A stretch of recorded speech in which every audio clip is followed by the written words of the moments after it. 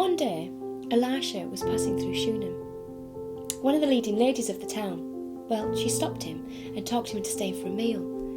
And then that became his custom. Every time that he went through, he would stop for a meal.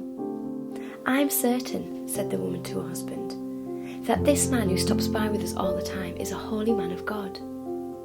Why don't we add on a room upstairs and furnish it with a bed, a desk, a chair, a lamp, and when he comes by he can stay with us?" And so it happened. The next time Elisha came by, he went to the room and he lay down for a nap. Then he said to his servant Gehazi, "Go and tell the Shunammite woman, I want to see her." He called her and she came to him. Through Gehazi, Elisha said, "You have gone far beyond the call of duty in caring for us. What can we do for you? Do you have a request that we can take to the king or to the commander of the army?" She replied, "Nothing. I am secure and satisfied in my family." Elisha conferred with Gehazi. "There's got to be something we can do for her. But what?" Gehazi said, "She has no son. Her husband is an old man." "Call her in," Elisha said. He called to her, and she came and stood at the open door. Elisha said to her, "This time next year you will be nursing an infant son." "Oh, my master, oh, holy man," she said, "don't play games with me, teasing me with such fantasies."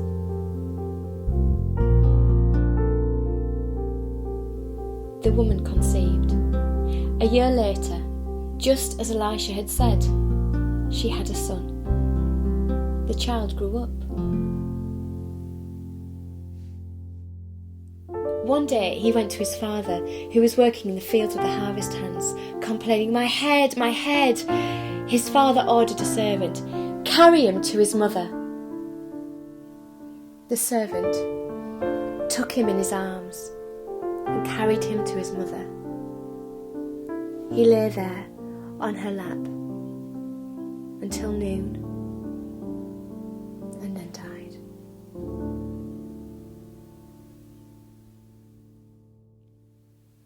She took him up and she laid him on the bed of the man of God, and she shut him in alone, and then she left.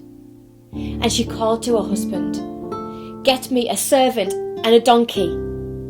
I'm going to see the holy man, and I'll be back as soon as I can."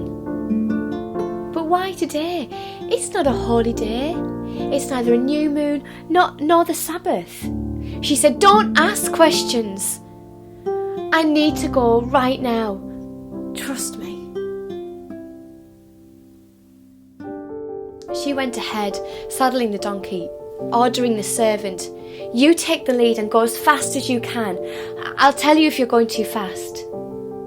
And off she went, and she came to the holy man at Mount Carmel.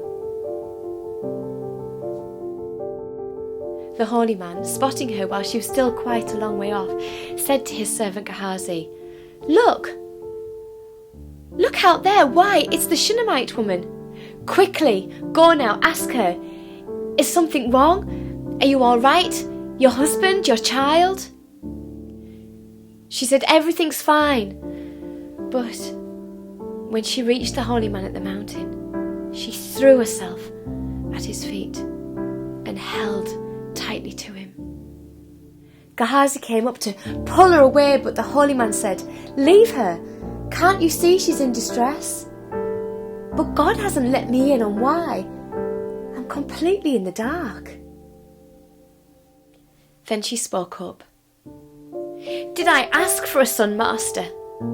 Didn't I tell you, don't tease me with false hopes?"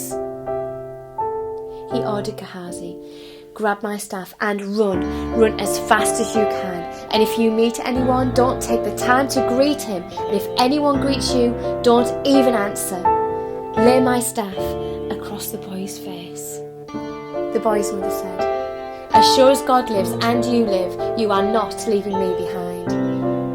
and so Gehazi let her take the lead and followed behind.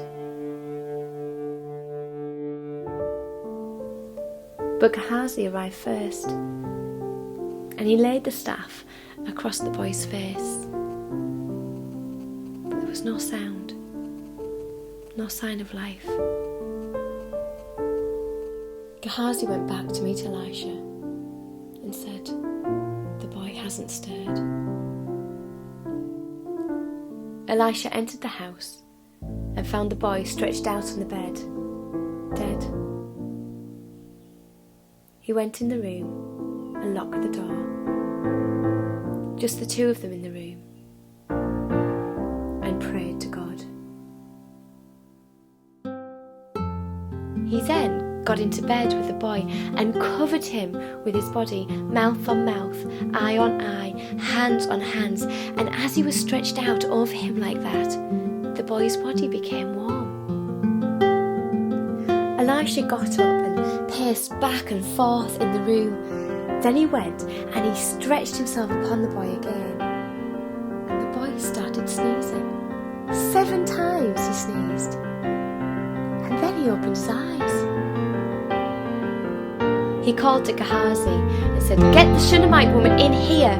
He called her. She came in. Elisha said, "Embrace your son."